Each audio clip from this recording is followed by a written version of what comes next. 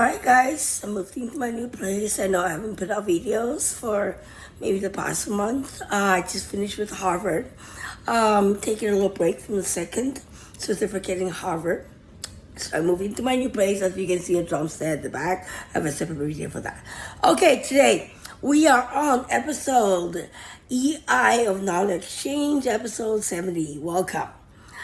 Today we have a special topic like every 10 episodes. And it is on suicide ideologies and euthanasia debate, which I was part of. Okay, so let me just start with a little poem I wrote. You can get hit by a car the next second. You can live a natural and healthy life for over 100 years. Sometimes even if you have been smoking every day like my neighbor used to. So, why do you have suicide ideologies? Some say, or what I feel also, because I went through a period of being suicidal, it prepares you for it. It prepares you for the unnatural death or natural death or the pain that you go through in life. It prepares you, it means that you accept it, that one day you will leave this world.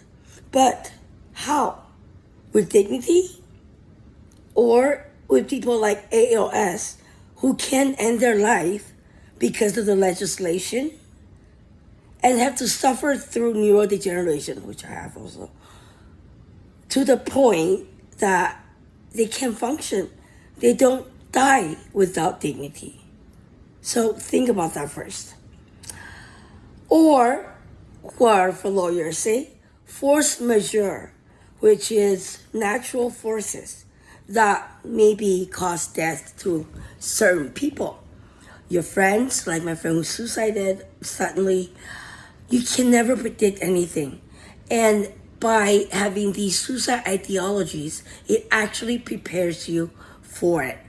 So before I start talking about euthanasia, I want to tell you a little story about euthanasia and why mental health matters. Let's say you live in clinical depression, okay, which is different from depression caused by, let's say, force majeure or variables that you cannot control. If somebody's hurting you, somebody beat you up, you don't know them, this and that.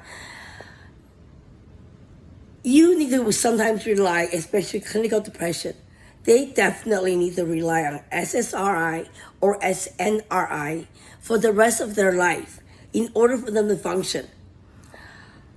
And maybe not to the fullest like normal people. And that causes an issue because you're not living happily. I have seen people, my friends, sitting on her bed every day just looking into the wall and just do nothing all day. And they just feel depressed. I don't know what's going on in their head, but they can't function. Is that a life that you want to live? You know, if medication works, fine. If you want to take the medication for the rest of your life, and it's okay. But, you know, there is a point where your body also changes and maybe you become more depressed. Maybe you become better. Who knows?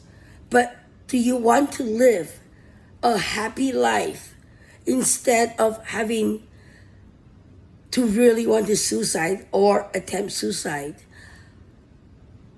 yourself all the time without the medication or with ineffective medications? So now I'm going to move on to a story about euthanasia very, very fast because it's almost 5 minutes and that's my limit. All right, so the first case of euthanasia, which is also kind of equivalent to assisted suicide in a little different legal matters. It's actually a case from, I think, 1980s in Canada.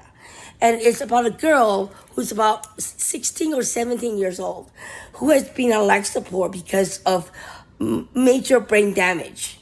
Not complete to the point that she is just completely vegetable, I'm sorry, that's maybe not the right word, but vegetation state. But she is on the bed. She is having machines hooked up in her. She cannot function. she's able to tell her story through a little bit of writing or maybe a little bit of speech, if I remember correctly. I cannot find that case online. I've tried, but I learned it when I was doing my master's in healthcare, and I remember reading it. And she was the first one that went all the way to the Supreme Court of Canada.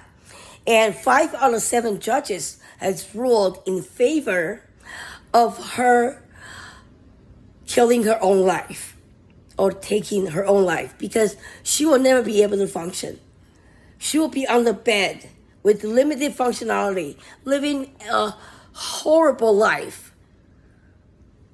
And that is the very first case that you should consider before I move on to more debate in the next episode on euthanasia. Think about it. It really impacts your mental health. Take care.